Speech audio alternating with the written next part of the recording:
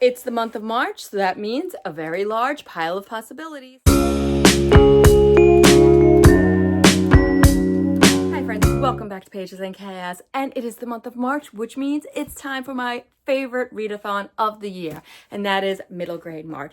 So in case you have never participated in Middle Grade March, make sure you go check out the YouTube channel below. It's literally just Middle Grade March, and it is run by Krista at Books and Jams, Amanda at On the Middle Shelf, and Katie. But I believe Amanda and Katie are both taking a break from YouTube, but you can still find them for all of the sprints and discussions at the Middle Grade March YouTube channel. So I highly suggest you go follow them for all of the details. Now, each year I create a large pile of possibilities. Do I get to them all? No, but I always try to read at least one book for each of the prompts, and of course, the group read. So I am excited to show you what I have built for this year, and we're gonna see how many I get to. Now, one of the things that I made sure to stick to this year was not to buy a whole bunch of new books to fill up my pile of possibilities this year, because I have so many books on my shelves that I have not read yet, and I really wanted to focus on getting those read before buying new ones. There were only three books that I added to my pile this year, but they were already on my shelves because they're next in a series. But other than that, and the group read that I got from the library, I used all of the books that were on my shelves. I was very proud that I didn't buy a whole bunch of new ones based off of recommendations this year. So I'm just gonna go through the books, and because a lot of these books will fit in multiple prompts, I'm just gonna tell you what they are and then what prompts they could fit, because, you know, if you don't have time to read a whole lot, then you can read a couple of these books and fulfill multiple prompts. So the first two books I have will fit the books on a cover. I'm reading book 3, Map of Stories, and book 4, hopefully I can get to book 4 as well, the Booksmugglers. They are in the Pages and Co. series, and I actually realized that I didn't have a lot of books. I don't think I have any books that I have not already read on my shelves that have books on the cover. So that'll be perfect if I can get the next two in a series. Now, because they are books 3 and 4 in the series, I don't want to give away too much, but we are still following Tilly and Oscar, who are book wanderers, which means they can travel into stories and books, and they're trying to figure out what's going on with the British Underlibrary and what kind of funny business they're doing and how they can save all of the imagination and the stories. So I am excited to definitely get to book 3, but hopefully I could also get to book 4 as well. Next up is the third book in the Vanderbeekers series, and this one is the Vanderbeekers to the Rescue. I so far have enjoyed the first 2 books in the series, and I'm excited to pick this one up. So this one would fit the prompts of featuring siblings and also a BIPOC author, because Karina Yan Glesser is biracial, and she features biracial siblings in her books. So this takes place at 141st Street, and it follows all of the Vanderbeeker siblings, and this time they are on spring break and they are helping their mom prepare for a baking spread in a magazine, but it seems like something goes wrong and they might have made a mistake that could hurt her chances. So now they are gonna be coming to the rescue to help their mother with this whole new project. The next book that I'm gonna read that will also fulfill a BIPOC author and also the prompt of historical fiction is The Watsons Go to Birmingham. I have had this on my TBR for such a long time. This has been a recommendation by so many different people for so many years. I finally got my hands on a copy because I won one of Kat's giveaways from Kat's Novel Adventures back in November, and this was one of the books of choice, so I definitely got this one. But this one follows Byron, Joetta, which is his little sister, so probably a featuring siblings as well, their mom and dad, and it seems that Byron is getting in trouble a lot, so they decide to take a trip down to Birmingham, Alabama to visit his grandmother, but of course it's 1963, so this takes place during the Civil Rights Movement and just such a dangerous and tumultuous time in history, and I have heard so many amazing things about this story, so I can't wait to dive right into this. The next book that I'm going to read is Front Desk. This one is by Kelly Yang, so this would also fit a BIPOC author. And this has also been on my TBR for quite a long time. So I'm finally adding this to my pile of possibilities. And this one is the first in a series, and this one follows Mia and her parents. Her parents are housekeepers at a motel. She helps out at the front desk, but there's a couple of things that she is keeping secret or that is going on in her life. First of all, her parents are immigrants, but the secret is that her parents are helping hide immigrants in the motel without the knowledge of the owner, and basically hiding them there and keeping them there so that they could stay in the rooms for free.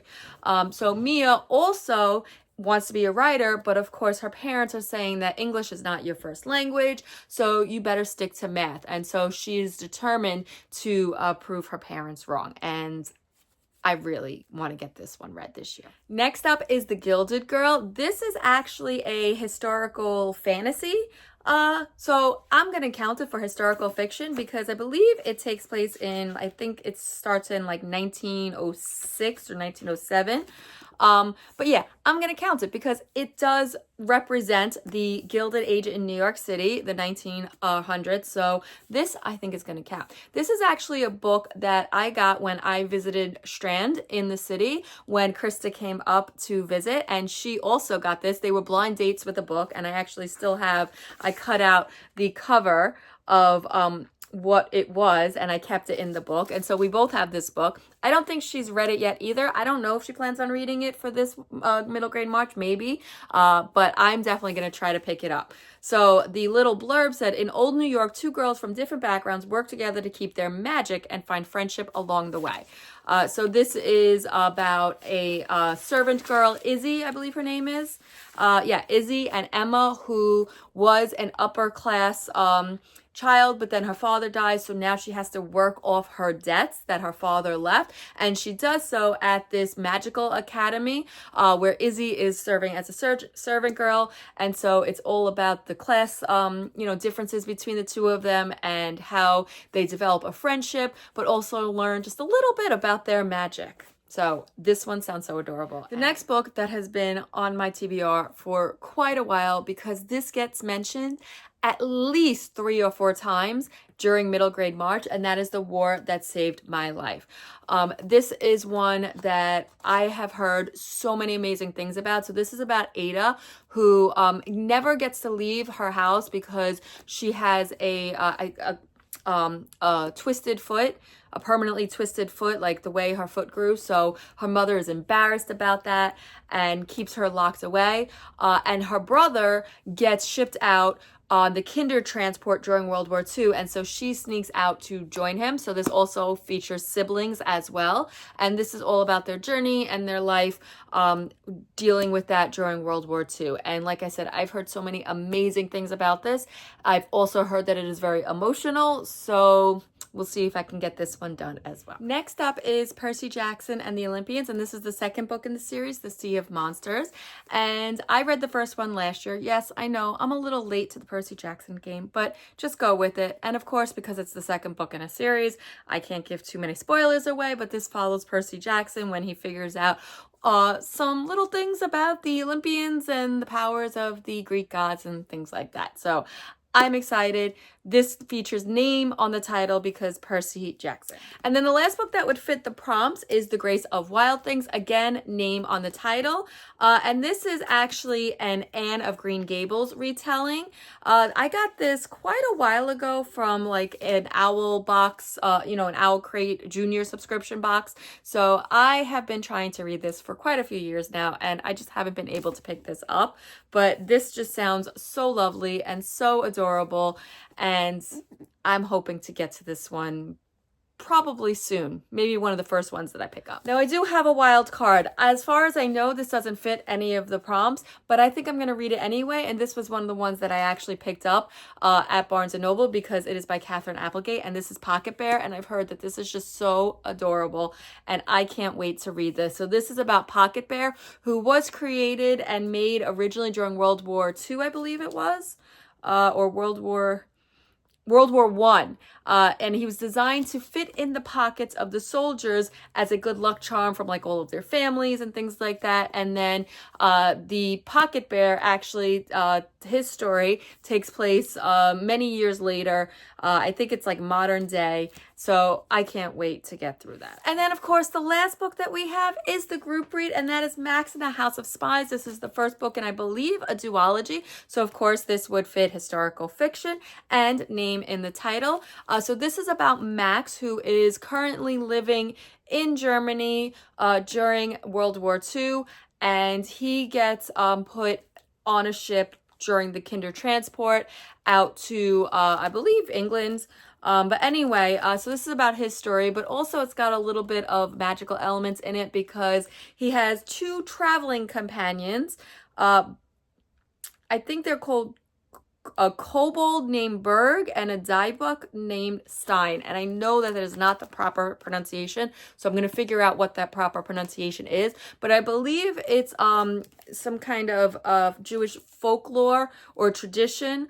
I want to look more into that because I'm definitely more interested in learning more about that. But he has these little fantasy and folklore companions that are helping him out through his journey. So I'm really hoping that this is going to just have all of the feels like I've heard before. So there you have it. That's my pile of possibilities. So check back at the end of the month to see how many I actually get through and what I stick to. Let me know down in the comments, have you read any of these? I'd love to hear all your thoughts. Are you participating in Middle Grade March? I'd also love to hear that as well. And if you just want to let me know that you were here, then leave me a book emoji down in the comments. Well, that's all I have for now. Bye.